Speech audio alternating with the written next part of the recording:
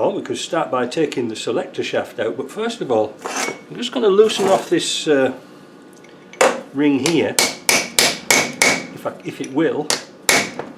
Sometimes these are really tiny. Oh man, that's going to be really. See if I can get a bigger chisel. If not, we're going to have to think about things. Man, that's tight. Warm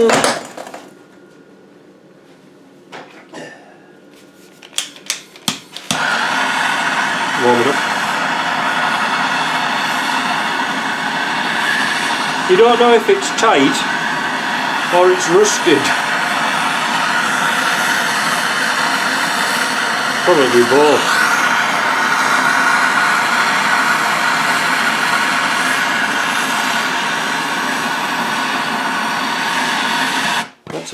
That's a faller at the first fence, isn't it? Right, let's have a go at that.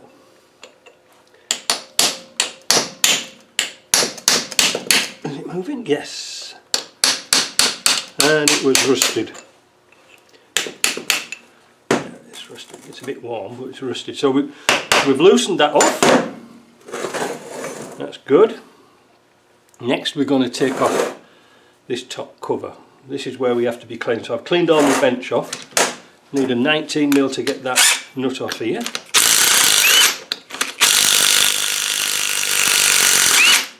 So that off. We put all the bits in a box. Now we need a 15. No, that's 17. 15. Get the cover bolts off. Rust gets everywhere, eh? Right, now we can wind down this screw here and hopefully this cover will come off. What size is it?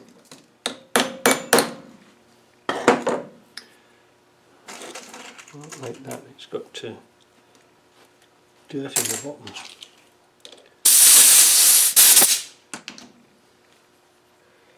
And it's not a very deep Torx.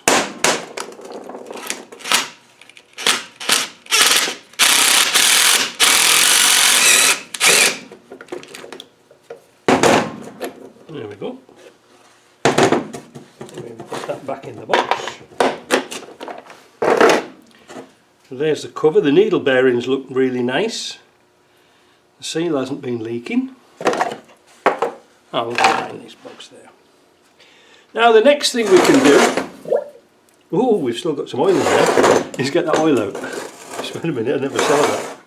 So now what we're going to do is turn the wheel, turn this, so it lines up with a slot in here. Let's do a bit of a zoom, and then you'll be able to see. There is a slot just here. You turn the worm until it's like that, and then with a bit of luck you can pull that out. That selector shaft should come out.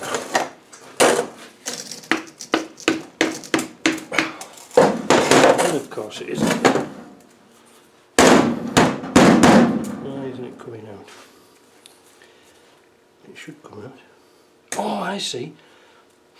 It needs to go around a bit more. It's catching on a piece of casting just inside here, so I can pop that back in again. Yes. Yeah, there's a piece of casting just there. That's holding it off. There we go. Well, there's the shaft. The offending piece that it was catching on is just here. See that little bit? Dust. Now the first thing we like to inspect with these is what's the selector shaft like. Very good. There's a little polished ring there where the seal's been, but rub it around with your fingernail, see if there's a groove, and that one is lovely. So we're okay there. Mop up all this oil. it does get messy, like I had this box upside down all day yesterday in this can, and there's still oil coming out of it. So that's good. The next thing we can do is take out the worm thing here. So they're quite easy to strip down, it's putting them back together again that's the trouble. There we go. So we'll take that. Where's our little tool gone? I had it a minute ago. Ah, here we are. Again, JP just knocked me up a bolt on his miller. So we, no, this one. So we could use this to get this nut out of here. Now, with a bit of luck, this should come out. Now this is where we need to get super clean, and something very important, because when we knock this out, we'll have a bearing race and a bearing, and we can look at it, inspect it. Yes, that is very clean. Now we're going to take the worm out, and this is where it gets really important, because this bearing here, let's put it into there, it runs on here and here. Now these are laser welded onto this shaft and you can't replace them, so if you've got any pits or puckers or the balls are knackered on that, leave it alone, it's scrap. You cannot do much with it. I have had them leaking out of here, and I've tried to mention to one chap who had some problems, and this centre shaft here is actually a torsion bar that goes all the way through to here, and it directs the flow through these ports. Now you can't really get it out, it's on a tapered pin in the middle of here. JP and I've had one out, and there's an oil seal inside here that we replaced because it was leaking out there. But honestly, it's not advisable. So the next thing I'm going to do is tell you that inside here there is a bearing race and also some shims. Don't touch them. Alright, don't touch them. So what we're going to do is, first of all, we're going to take a pair of circlip pliers and we're going to undo the circlip here and take the oil seal out, and then we're going to put a cable tie or tie wrap or whatever you want to call it around there. Where's the... oh, it's got a bit of dirt in there. Around it to keep that in. Take the clip out, put that into a box. And now we need to get the oil seal out. Now, I'm going to get a cable tie. If you take the bearing out and you take the shim out, you must keep them together. It's really important because the shim dictates where these rings here are going to line up. Now if these rings are good, don't touch them because you can't get them in the kit. Some people replace them. You have to warm them up in hot water to get them on and off, and there is a special tool to put them on with. I haven't got one, but if they're good, I just leave them. I've never really seen them bad, so there's no point changing them just for the sake of it. So I'm going to get a couple of cable ties, join these together, and then if we put that in the parts washer, even if the parts come loose, we're not going to lose them. Honestly, I can't emphasise how important it is, because these boxes are set up in the factory, and once they're done, they're done.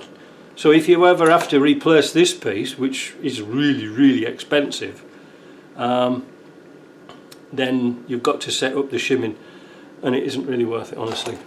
Get a replacement box.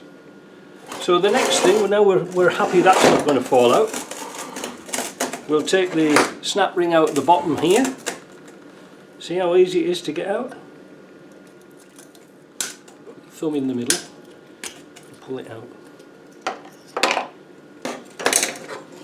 Seal removal tool.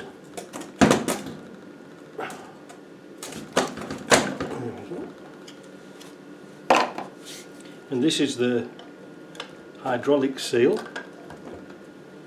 Notice which way it goes up. The lips go towards the top. Actually, that's not too bad. I've seen them an awful lot worse than that. They usually go flat. Once they go flat, they're finished. Needle roller bearings, not going to touch them. They look fine. It's really a matter of just resealing it. The next one to get out, the next sealing piece we're going to get out is this bit. Now this bit is nasty. It is a nasty son of a bitch to get out, because that clip is really larger than it should be. And what I've noticed here is there's a little hole in the side of here that you're supposed to put a punch through and release the pin, the clip, sorry. But this has been tapped around so far that by putting a punch in there, you're never going to get it out. You're going to get your punch stuck. So what I'm going to do is take a little chisel and tap this around so it's about, you know. So there's the hole, and there's the end of the clip. We might be alright now. I'll just tap it a little bit more. Now I'll find a punch to go in that hole.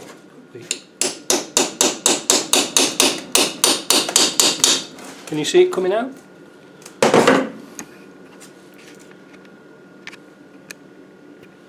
You see it's loosened off here, but is it going to go all the way?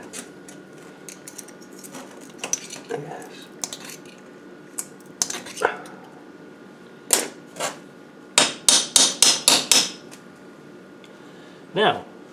Now we've got that far, the pin's locked in place here, the punch and the ring, so I'm going to try and get a punch and punch the ring round so it rides up and gets it off. Let's have a look. Is it going to work? Yeah.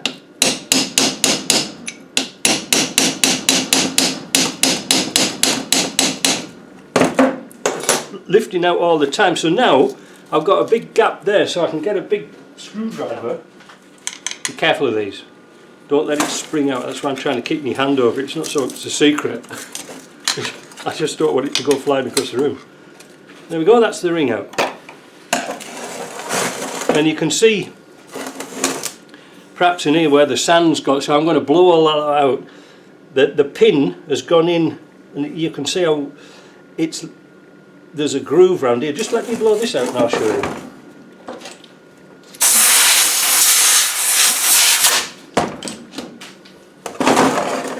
So I hope you can see that there's a tapered groove on this cap, and that's the thing that holds that in. So now I've got to try and get my punch out.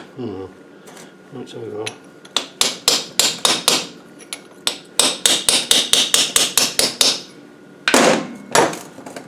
There. Punch it out. Now to get that out, it's kind of tricky. What I'm going to do is take off this pipe, and we're going to put some compressed air on it and try and push it out with compressed air. We'll take the nut off at this end as well.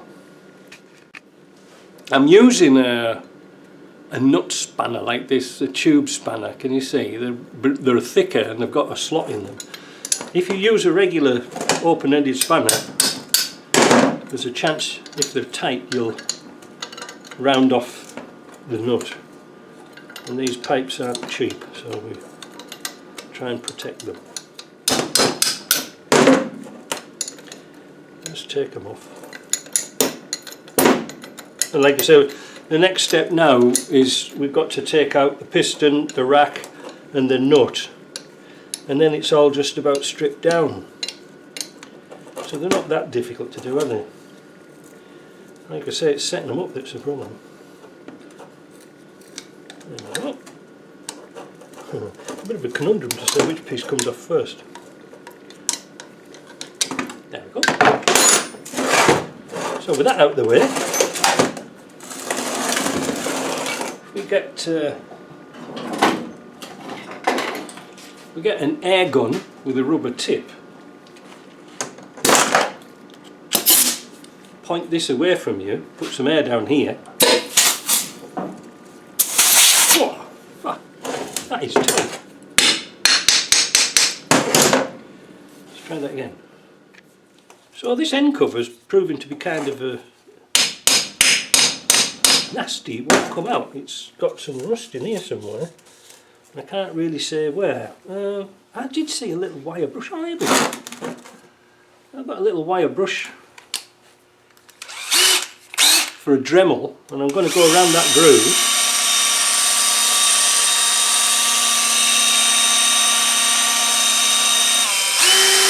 But obviously the sandblaster couldn't get behind that that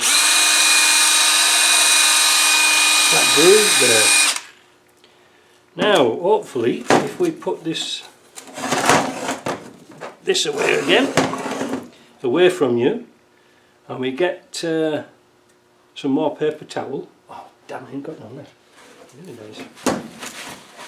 Right, let's try that. Try and pop that cap out. Ta-da! There you go. That's the cap out. That's as dramatic as it gets. But if you did it next to yourself, you'd get all covered in bloody oil. Ooh, these are very absorbent. Yeah, you can see why I use paper towel rather than rags, because these burn better when they're on fire over next door's fence. Man, dude, it's nice now. Now it's snowing. You know, you throw something over his fence and it's covered over him next to no time. He doesn't know who's done it. Right, put that into there. That's that done. Next thing we're going to do, we're going to take this nut out of here. Now, I've already, while I was talking to Mark, I've got an Allen key in here. We're going to take that out. Now, for some reason, these are inch size Allen keys. Well, the grub screw's an inch size. So they haven't modified that at all. There she is. Now, pay attention. There's a cup at the bottom of there and it's supposed to have some nylon in it. If you were to purchase an original kit, a rebuild kit, it's got the grub screw with the piece of nylon in it. If you get an aftermarket one in, it's just got a grub screw. The idea is the grub screw stops this turning and coming out. I don't think that's going to come out without a fight. Right, again. So what I'm going to do, because there's a rubber seal in here, but that's in the kit, so we're not bothered about that too much. I'm going to clamp this in the vise, warm it up and see if we can get it off in that way. I don't think I'll film it because it's too bloody messy. So I'm going to get my big London screwdriver out, which has got a nice big flat blade on it. I'm going to warm this up, then we'll put a pair of adjustables very close to the end so we can turn it, because turning it here you'll get so much twist in your screwdriver it'll start to jump out. So let's get that warmed up.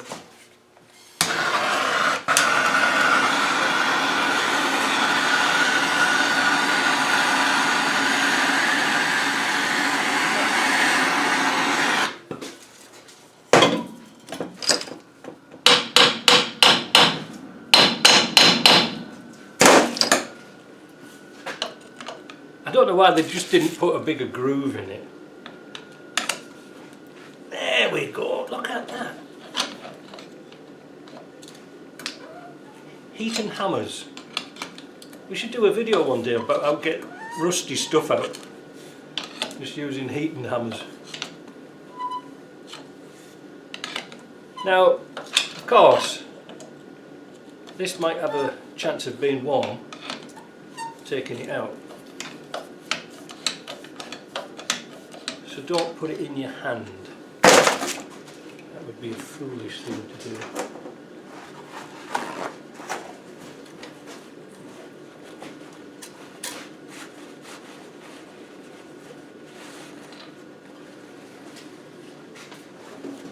So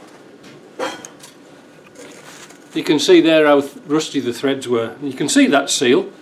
It wasn't the seal that I saw coming out, it was something completely different. Now the only last thing we've got to take out is the rack. There's a bolt thread inside there, but that's really for setting it up, so we're going to see if we just push the rack out. Oh, there goes a little half ball thing.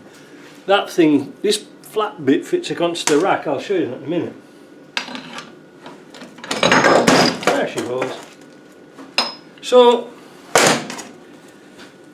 there's the rack, there's the little thing that it slides against. We're going to replace all these seals. This is really in good condition, so it's not too bad. I think it was leaking. I think it was leaking out of here somewhere.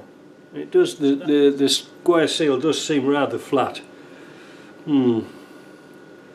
So what we need now is a seal kit. So I'm going to wash all this lot out, or wash all the parts, clean up the bench, clean up the tools. Better put that in there as well. And we'll come back when it's ready to put back together.